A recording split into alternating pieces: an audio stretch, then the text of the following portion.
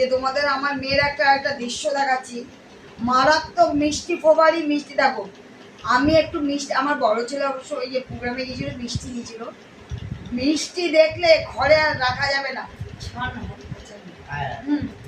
এখন কোনো অবস্থা, তোমরা শুধু দেখো, এখন ওকে কোনো অবস্থা ধরে রাখা যাবে না। মিষ্টি দেখেছে বলে এই দেখে গেছে, এই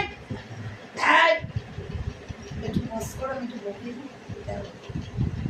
যেই বলবে সে উঠে বসেছে মিষ্টি খাওয়ার জন্য। আচ্ছা তোমরা বলো ওকে কি মিষ্টি দেওয়াটা উচিত?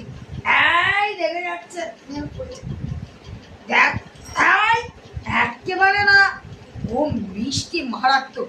এখন মিষ্টি দেখেছো বলে কথা, তোমরা বলো, তোমরা কমেন্টে বলো যে আমি কি একে মিষ্টি দেব?